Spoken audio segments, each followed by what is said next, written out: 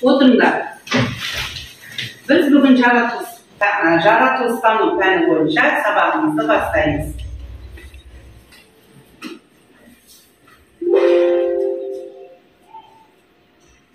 Енді біз кеше сабақтың бағалау критерийі бойынша бұл 5 бөлімнен тұрады.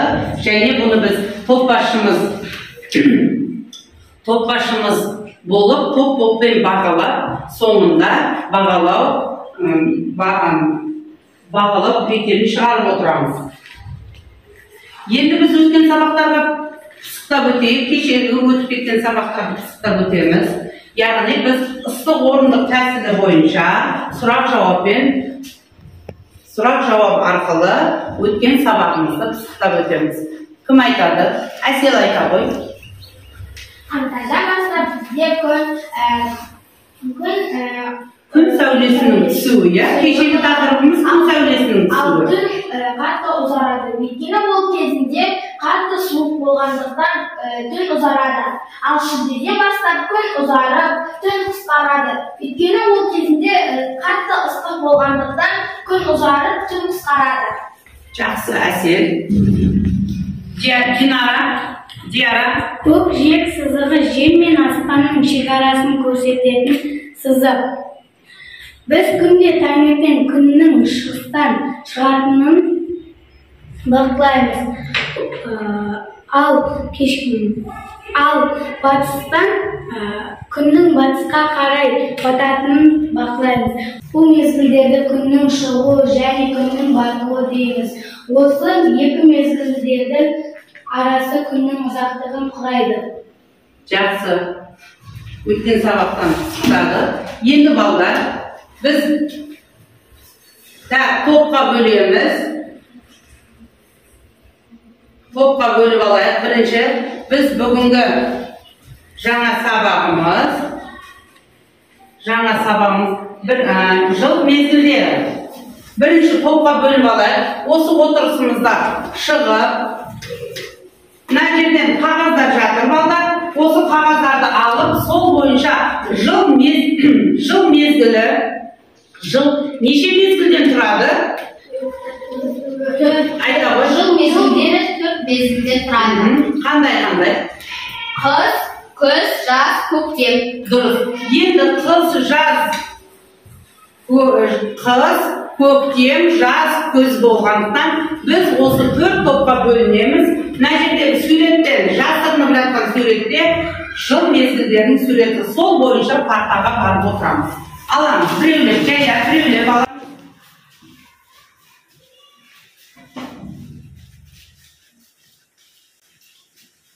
Алғандарыңыз орындарыңызға барамыз.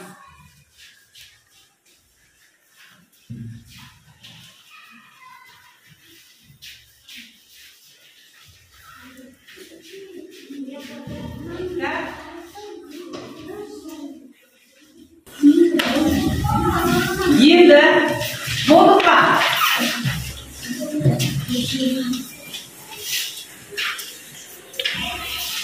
Жаңағы қыс мезгілі қолында мынандай суреті бар. Қыс мезгіліне.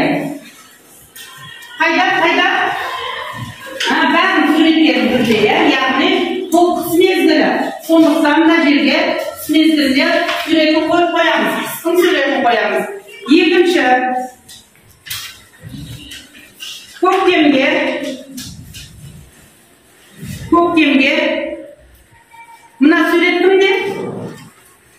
Молодец, жақсы. Көктемнің суреті.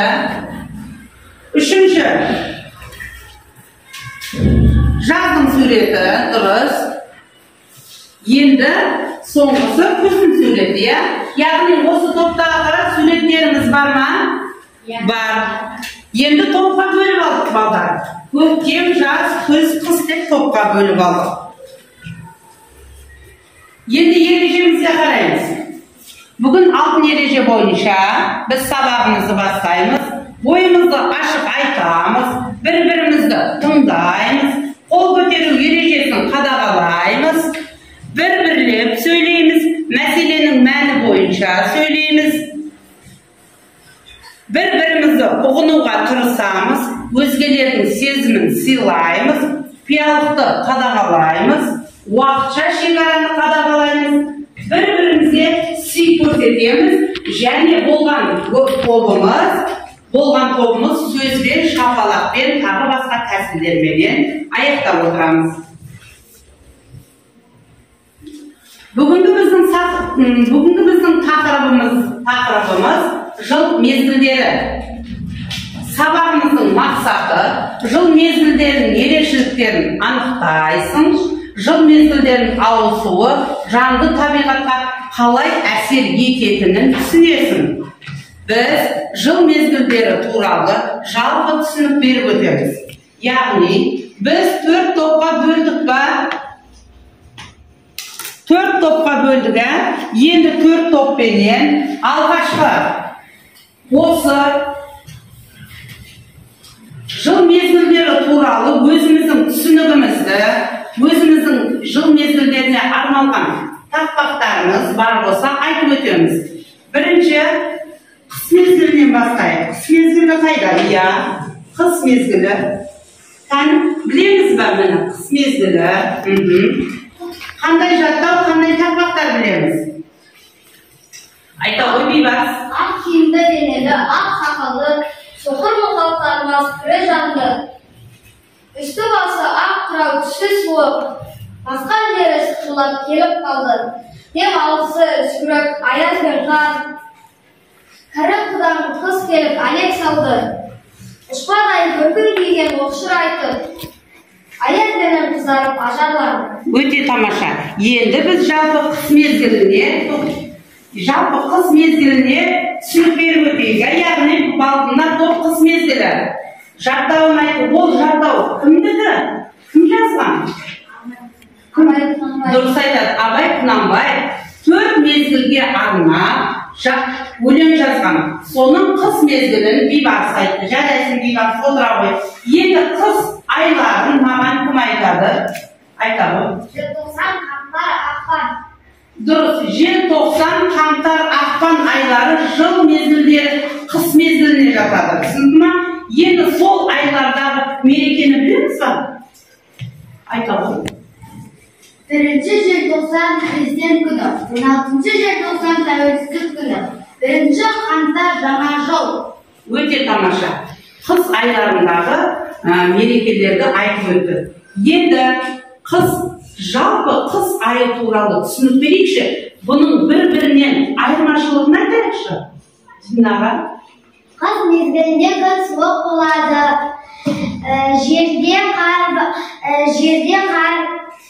қалың болады. Жерді қар басады, аппақ болады. Күн ұзарады және күн ұзарады. Біз шанамен ойнаймыз. Үйімізге от жағамыз, жаңа жыл болады. Өте тамаша. Және жердің, судың бетін мұз қатады. Енді бұл малдардың қыс мезгіліндегі мал туралы айтып берші. Қыста біз жануарларымызды қораға қамаймыз. Дұрыс айтады. Қораға қамайды етеміз қыстың күні. Себебі күн суық болады. Жарайсың. Қыс мезгіліндегі жарайсың. Келесі топ көктем. Келесі топ көктем. Көктем деп жазып қоямыз. Айта ғой. Көктем туралы түсінік айтамыз. Жаттау айтамыз. Абай Құнанбаевтың көктем өлеңі. Жаздың күні шілде болғанда, көкорай шалған бәйшешек, жарық өсіп толғанда, күркіреп жатқан өзенге, көшіп ауыл қонғанда, шырқырап жатқан жылқының, шалғыннан жонып қылтырап, ақ айғырлар биеге, бүйірі шығып ыңқылдап, суда тұрған шыбындап, құйрығымен шалпылдап, анда-санда құлындай, айнала шау бұлттай. Өте тамаша. Бұл Абай Құнанбаевтың көктемге арналған өлең екен. Енді біз көктем туралы. Көктем айларын айтамыз. Айтады. Наурыз, сәуір, мамыр. Өте тамаша. Енді осы айлардағы мереке күндерін айтамыз. Қасиет. 8-ші наурыз аналар күні. 9-ші наурыз наурыз мейрамы. 1-ші мамыр Халықаралық күн айтып ынтымақ күні 1 мамыр, 9 мамыр. жеңіс күні 25 мамыр, мектептің соңғы қоңырауы. Дұрыс. 25 мамыр, соңғы қоңырау. Өте тамаша, жақсы, жарайсың. Енді осы көктем туралы, оның қыстан, күзден айырмашылығы қандай екенін айтып өтейікші. Кім айтады? Жарайды, Көктемде қар ериді. Көктемде қар ериді, күн Ағаштар бүршік атады. дұрыс. Тағы да әсем жалғастырып жібер. Гүлдер де бүршік атады. Және де ол кезінде жаңбыр жауады. Ол кезінде қыстағы қарлар еріп, мұздар су күйінде бұлақ болып қалады. Дұрыс айтады, өте тамаша. Енді келесі жазымыз қайда? Міне жаздың тобы. Жаз туралы кім айтады? Таң жаттау туралы айта ғой. Күлтен айтады. Абай Құнанбаев жазғы түрі қалмайды, қыстың сызы басатыдай құлпырар жердің жүзі. Жан-жайлар адамдар арталасып, ата-анадай жүрек көңіл көзі. Түйе боздап қойғанда қорада шу, көбелек пен құспенен сайда тұрды. Гүл мен ағаш майысып қарағанда сыптыр қағып ағады, бұраңдап сүйеді. Өте тамаша, үрден өте тамаша. Және осы жаз туралы жаз айларын айтамыз. Сәбит. Маусым, шілде, тамыз. Дұрыс. Енді осы маусым, шілде, тамыз айларындағы мерекені айтайықшы. Айта ғой. 1 маусым балалар күні. Дұрыс айтады, 1 маусым балалар күні. 15 маусым Конституция күні. Тамыз. 30 тамыз. Конституция. Дұрыс айтады. Жақсы. Енді жаз туралы жалпы түсінігімізді айтамыз. Оның қыстан айырмашылығы не? Көктемнен айырмашылығы не? Сол турайды айтайықшы. Жазда күн ыстық болады. Жазда балдар көлге келеді, құммен ойнайды. Көлге келеді, жемшеліктер піседі. Шомылады. Күннің ыстығы қандай болады? Күннің ыстығы ыстық болады. Көлге балалар шомылады. Жазда жеміс-жидектер піседі. Барлық жеміс-жидектер піседі. Өте жақсы. Енді келесі тобымыз күз тобымыз. Күз тобымыз туралы басқа мезгілмен айырмашылығын айтамыз. Айта ғой. Абай Құнанбаев күз өлеңі. Сұр бұлтсы суық қаптайды аспан, күз болып тұмғыл-тұман жерді басқан. Білмеймін тойғаныма, тоңғаныма, жыл қойнап бер қашқан тай жасқан. Жасыл жер бәйшешек жоқ бұрынғыдай, жастар күлмес жүгірмес бала шулай. Қайыр шыр шалкен бірдей сөк еді, жапырағынан айырылған ағаш қурай. Жақсы, өте жақсы. Енді күз мезгілінің басқа мезгілдерде қарағанда айырмашылығын айтып өтеміз. Айта ғой. Қыркүйек, қараша, қазан.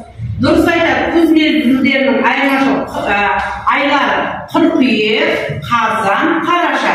Енді осы 3 айда қандай мереке бар? Айта ғой.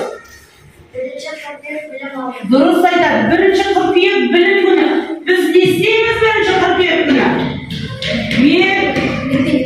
Дұрыс, мектепке келеміз. Енді күз туралы жалпы түсінік айтады. Айта ғой. Күзде жапырақтар қурап жерге түседі. Және күзде жеміс-жидектер көп піседі. Сосын жаңбыр көп жауады күзде. Жаңбыр күн суыта бастайды, яғни күздің аяғына күн суыта бастайды. Күзде өзіміздің осы тұрғылықты жерімізде не істейміз біз күздің күні? Бізде мақта. Дұрыс айтады, мақта піседі бізде, бидай піседі, соның барлығын жиын терін жылып, күзде аяқтап алады екенбіз, отыра ғой. Енді жыл мезгілдеріне байланысты балалар, сендер өте жақсы, тамаша жауап бердіңдер. Абай Құнанбаевтың 4 мезгіліне арналған өлеңді жаттаған үшін жарайсың деген бағалаумен міне жазды. Көктемді сен айттың, молодец, өте тамаша. Және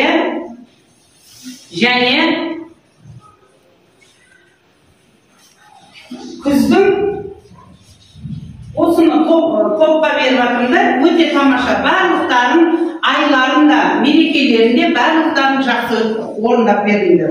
Сондықтан бәріне жарайсың деген баға қойдым.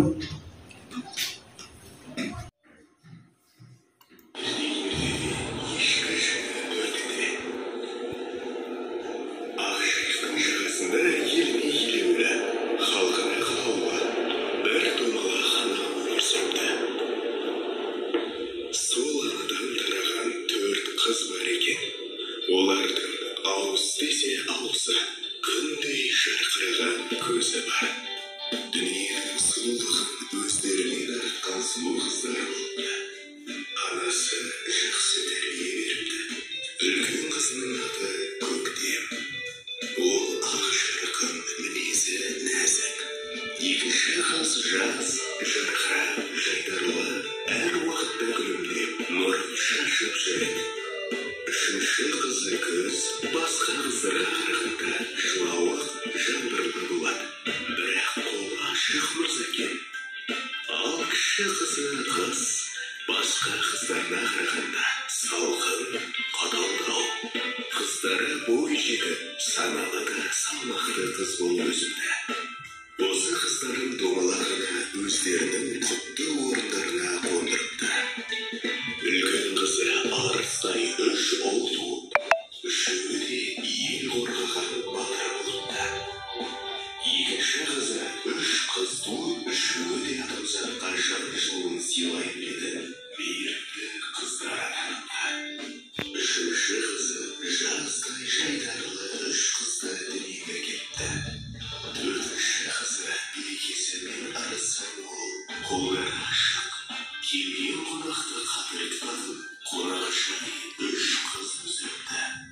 Осы 4 қыздан өрбіген ұрпақтары елге, халыққа пайдасын тигізіп, ел аузында аттары аңызға айналыпты. Олар жылдың 4 мезгілі мен 12 айы екен. Енді міне қазір ертегіні тыңдадық, жыл мезгілдеріне арналған ертегі. Бұл ертегіде кім түсінік айтамыз? 4 ертеде 4 қызы болыпты, 4 қыздан айтамыз. Әркім өзінің тобынан түсінігімізді айтайықшы, айта ғой. Бірінші үлкен қызы Көктем, оның қолы ашық, жайдарлы болыпты. Ол барлық адамдарға мейірімді болыпты. Анасы барлық қыздарын жайларына жайғастырыпты. Ол бірінші қызы Арыстай 3 ұл туады. Олар елді қорғайтын батыр болады. Иә, өте тамаша. Ол елді қорғайтын батыр болады. Одан кейін Жаз айта ғой, Özden. Жаз деген қызы ол 3 қыз туады. Жайдарлы, мейірімді, жылы, мейірімді қыз болады. Отыра ғой. Күз.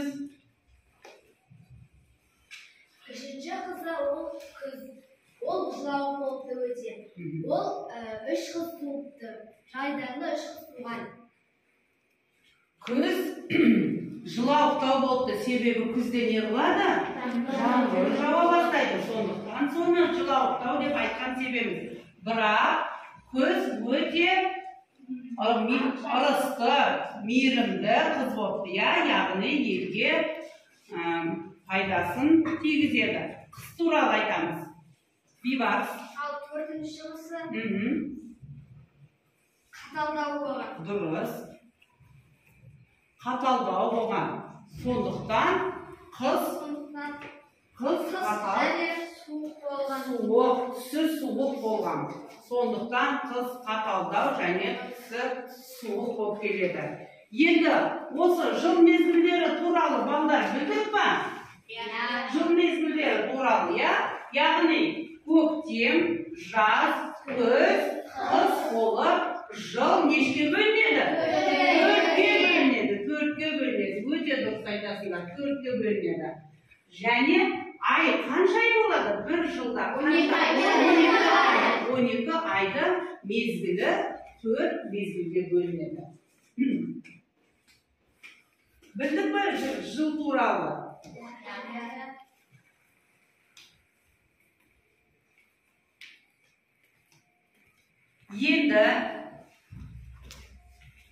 Енді жыл мезгілдері туралы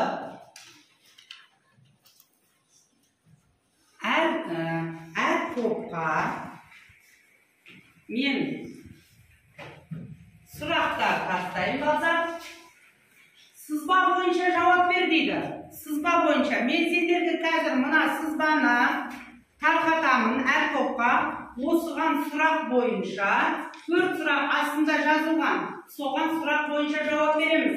Бірінші сұрақ: оңтүстік жарты шарды жаз, солтүстік жарты шарда қыс екені қалай көрсетілген? Екінші: А, В, С нүктелерінде күннің ұзақтығы қандай? Үшінші сұрақ: өз өлкеңде қаңтардан маусымға дейін күннің ұзақтығы қалай өзгеретінін айтып береміз. Төртінші: өз біліміне сүйеніп осы заңдылықтарға түсініктеме беріп көр дейді.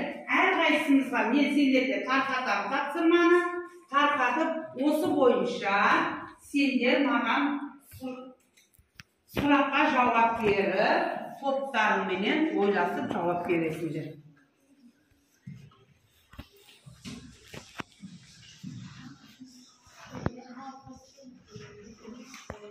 Білген топ неғыламыз? Қолды 3 рет шапалақтау арқылы айтатынымызды дайын екенімізді білдіреміз.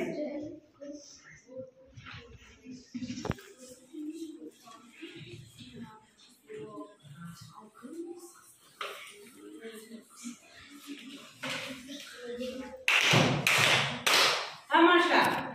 Көктем тобы. Күннің ұзақтығы қандай? Өйткені ол жақта қатты ыстық болғандықтан күн ұзарады. Себебі күн қатты ыстық. Сол себепті мысалы қаңтарда күн қатты суық болады. Сол сияқты мысалдармен салыстырсақ болады. Қаңтарда күннің ұзақтығы қандай болады? Өйткені ол кезде қыс қатты суық болғандықтан күн аз түседі. Сондықтан түн қатты ұзақ болады, күн қысқа болады. Жақсы. Әсел, жарайсың. Жас тобы. Иә, бірден айта ғой. Оңтүстік жарты шар жаз, солтүстік жарты шарға қыс екені қалай көрсетілгені? Себебі оңтүстік жарты шарда ояқ күн ыстық. Күн көп түсетін жақты не істейміз? Жаз болады да?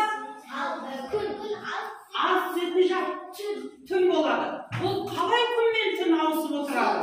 Солтүстік бөлігінде қатты суық болады. Өйткені ояқта түн көп болады, күнді жер айналу арқылы біліп отырамыз. Келесі күз. Жарайсыз, күз айта ғой. Өз өлкемде қаңтардан маусымға дейін күннің ұзақтығы қандай болады? Мысалы, қаңтарда күн суық болады, сондықтан қаңтарда күн қысқа, түн ұзақ болады. Ал маусымда түн Маусымнан ары қарай, маусымға дейін. Маусымнан ары қарай айтамыз енді. Күн ұзақ, түн қысқа болады. Өйткені қыста суық, қаңтарда суық, қатты суық болады. Сондықтан түн ұзақ болады. Ал маусымда күн ыстық болғандықтан түн қысқа болады, күн ұзақ болып. Дұрыс. Келесі топ. Қыс тобы айта ғой. Өз білгендеріңді түсіндіріңдер. Сен жалпы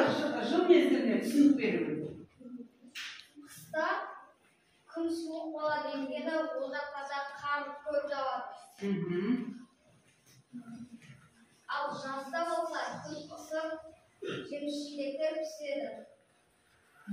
Күзде суыта бастайды күн. Сондықтан күн ұзарып, күн қысқарады. Өте тамаша балдар. Көктемде ағаштар бүршік атып өседі. Дұрыс, көктемде ағаштар бүршік ата бастайды, күннің жылынуына байланысты. Енді балдар, осыған байланысты сендерге өте тамаша жарайсың деген бағаны топтарына береміз. Түсінікті ма? Жақсы, көктемде, жазда өте тамаша жауап бердіңдер. Енді балдар, жай орнымыздан тұрамыз, бәріміз оңға қарай бұрылып, сергіту сәтін жасап аламыз. Әдемілеп.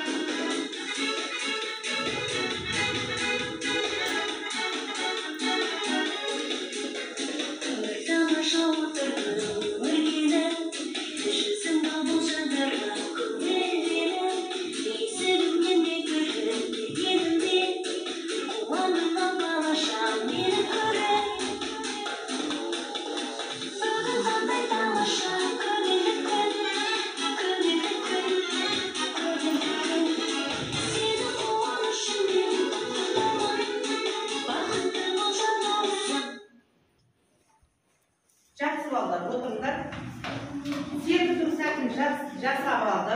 Қазір жыл мезгілінің қай мезгілі? Көктем мезгілі болғандықтан біз көңіліміз қандай? Көтеріңкі болу керек. Сондықтан көңілді көңіліне сергіту жатсығын жасап алды.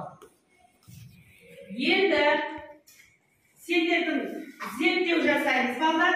Зерттеу жасағанда мен сендерге мынандай 4 парақ тапсырамын, әдемі парақтардан. Осыған сендердің жыл мезгілінің айырмашылықтан бір-бірінен қандай айырмашылықтар бар? Соны әркім өзінің суретіне қарап жақсырамыз.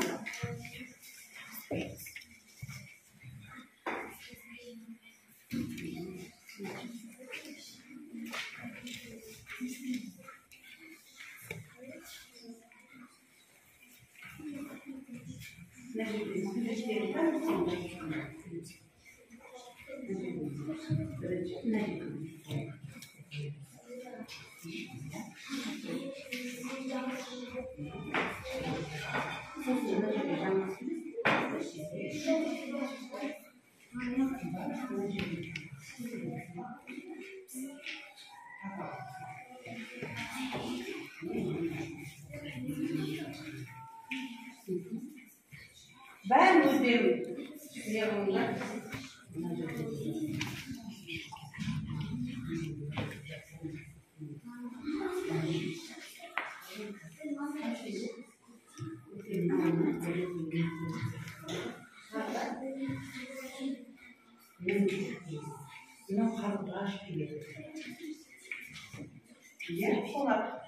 Балдар, қыстың бар ғой, қысқа, көктемге, жаз, күзге құстарды жатырамыз. Қайсы жылы жаққа келеді, қайсы құстар суық жаққа, осы жерде суреттерді жатырып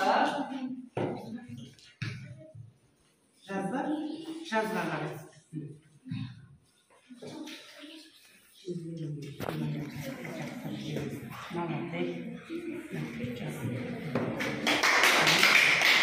Өте тамаша. Қыс болып қойыпты. Қазір тоқта.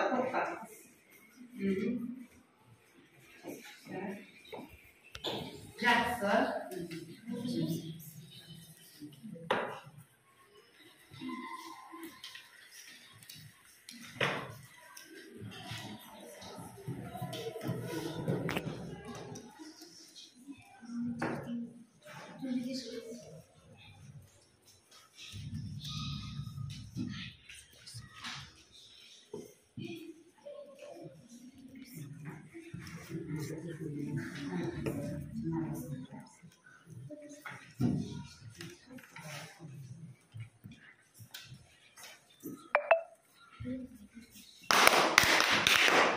Қыс тобы бітті. Иә, енді қолдарына ұстап, осыны қорғайсыңдар барлықтарын бірге. Мына жерде ұстап тұр. Екеуің екі шеттен. Енді осыған кім сөйлейді? Қыз туралы жалпы мағлұмат. Неге сен бұларды қойдың, иә?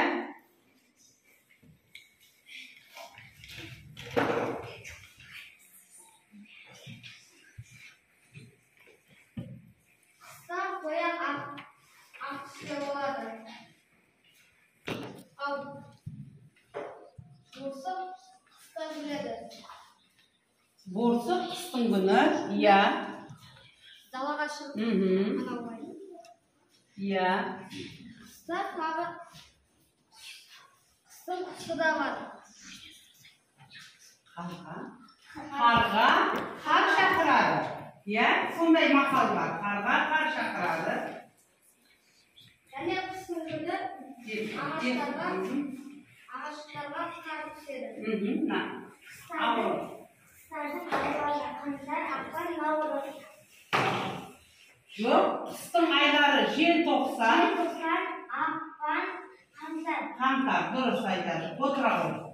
Қыс туралы тағы да қандай мақал мәтелдер білесіңдер? Немесе жай ғана қыс туралы түсінік айтып өтеміз. Қыста күн өте суық болады. Ол кезде қар көп жауады.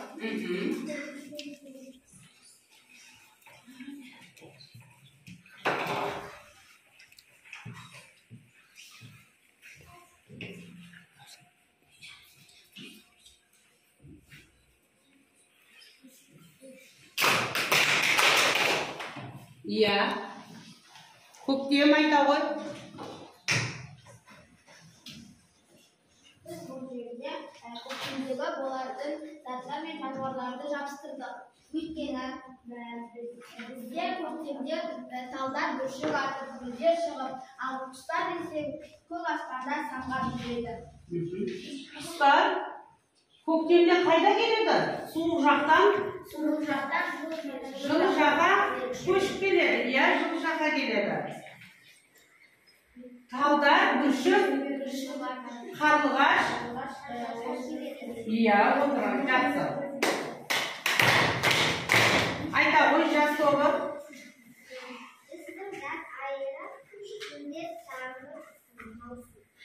Жаз айына маусым, шілде, тамыз жатады жазға, иә? Яғни жазда енді айта ғой. Жер жасыл түс болады және жаз туралы жалпы айтады. Жеміс жидек піседі, иә? Келесі топ күз.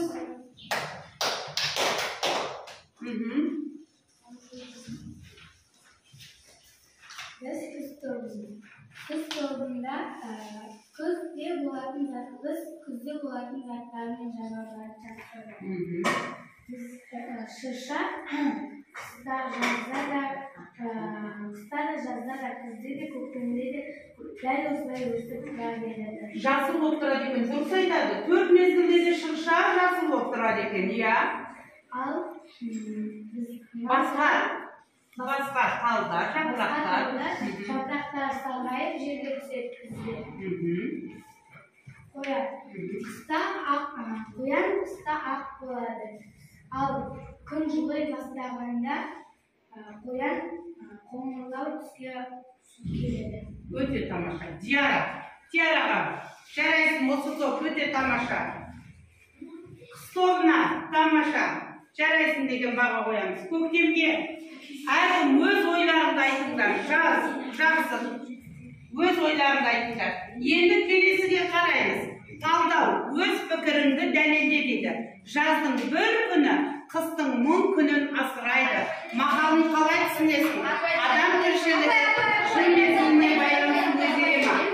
Әр топтан біреу сөйлейді.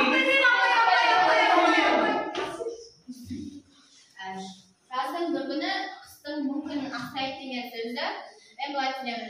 Жазда біз бір күні банк жапсақ, оны қыс бойы жеп шығамыз. Ал жануарларға келетін болсақ, біз тауыққа жүгері береміз, оны біз бір күнде орып аламыз, кейін оны қыс бойы тауыққа береміз. Жарайсың.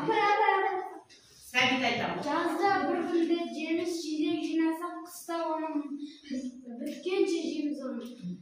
Ол жемістер варенье аламыз, икра аламыз, соларды біз қыс бойы жеп шығамыз. Жарайды.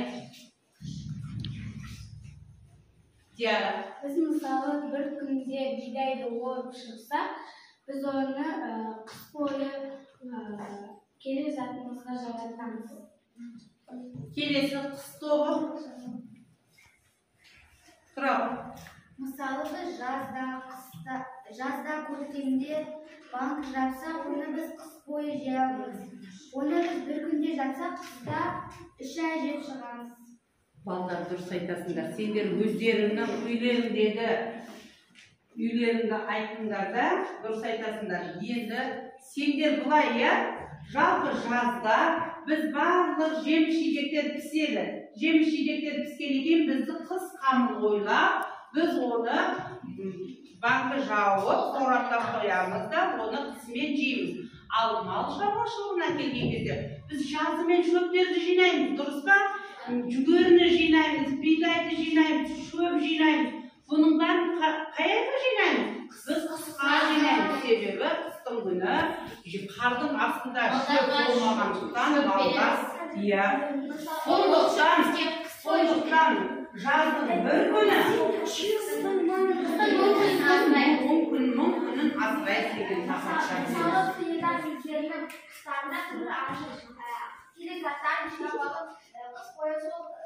Әсен, сабаққа өте жақсы қатысып отыр. Сәбит жауап берді қазір. Жарайсың, Сәбит.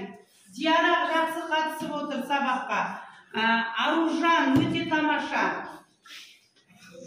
Кім жауап берді осы сабақта? Сен жауап бердің осы сабақта? Кім жауап берді? Жақсы. Өте тамаша. Қасиет, сен жыл туралы маңына айтып өтіңізші.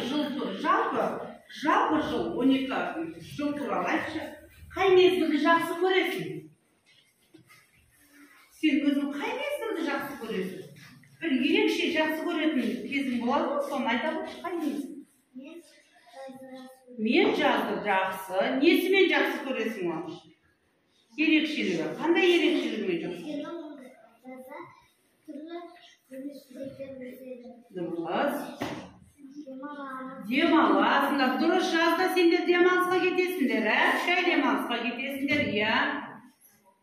шомыламыз, суда шомыламыз, демалысқа барамыз, жақсы, өте тамаша. Енді балалар келесіге қараймыз. Сен білесің бе? Не білер екенбіз? Қарайықшы балалар. Жыл бойы ауа райы бір қалыпта тұрмайды. Маусымдық кезеңдерге бөлініп, өзгеріп отырады. Маусымдық кезеңдерге, неше маусымдық кезеңдерге бөлініп отырады. Бұл кезеңді жыл мезгілдері деп атаймыз. Маусымдық өзгерістер барлық тірі ағзалардың тіршілігіне әсер етеді. Ол күн жарығының мөлшеріне, оның жер бетіне таралуына байланысты болады. Жер тәрізді Марс өз орбитасына көлге орналасқан, алайда онда маусымдық өзгерістер байқалмайды. Дегенмен бұл ғаламшарда қыс болады. Қыс түскенде оның қысқы жарты шарында көмір қышқыл газ қатып, құрғақ қар төмпешіктері пайда болады. Газды алып ғаламшарлардың күнді айналып шығу уақыты өте ұзақ болғандықтан жыл мезгілдерін бақылау мүмкін емес. Бірақ Нептунда 40 жыл созылған атмосфералық боран маусымы болатыны белгілі. Осыны білуіміз керек. Жер күнді Юпитер сияқты 11 жыл 314 тәулікте бір айналса не болады? Ойланамыз. Осы сұраққа жауап береміз.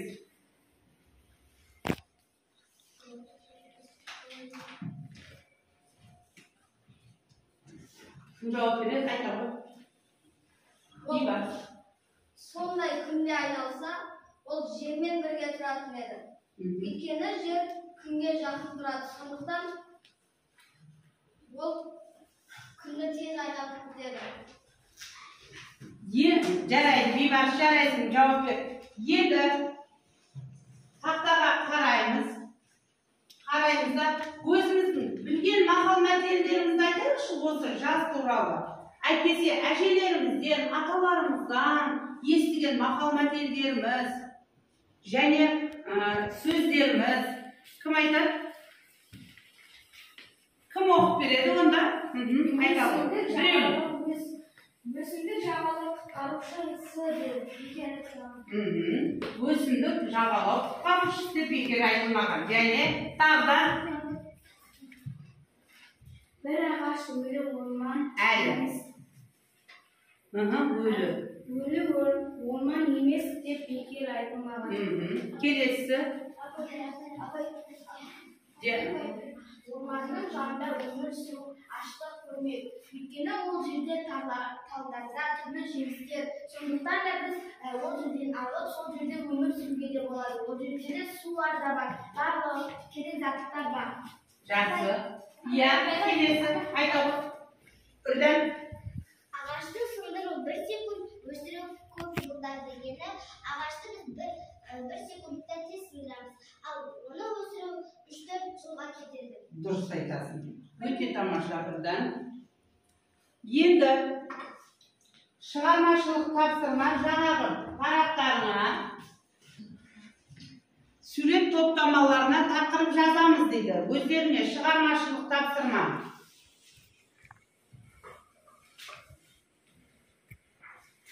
Осыған өзіміздің ойымызды айтып жазамыз. Және сабақтың бағалау критериі. Өзіміз топ başı бір-бірімізді бағалайықшы. Қысқа айтамыз. Өте тамаша. Тек жарайсың бағалауды алғана. Так, жарайсыңнан. Жұлдызшадан 5 алған, 5 жұлдызша жарайсың және жасылды алған 3. Бәрін есептейміз. Сендер сіз неше жұлдызшаларын? 5 болды. 6. Көп дөңгелекшелерін неше? 2. Салыстырамыз. Үрдәннің тобы өте көп жинаған. Көктем тобында 8 жұлдызша, 2 жасыл оңызда. 8 жұлдызша, 2 жасыл көктем тобында. 8 жұлдызша, 2 көк. Кім жаз тобындашы? Жаз тобында 7 жұлдызша, 2 көк. Так, күз тобында 6 жұлдызша, 2 көк. Қыз тобында жұлдызша нешеу? қыз тобында жұлдызша 5, ал жасыл домала 3. Енді балалар, бер қараймыз. Үйге тапсырма. Тақырыпты түсініп оқып, мазмұнын айтамыз және жыл мезгілдеріне арналған өлең тақпақтарымызды тағы да қайталап айтамыз. Сау болыңдар. Сау болыңдар. Сабақ аяқталды, сау болыңдар.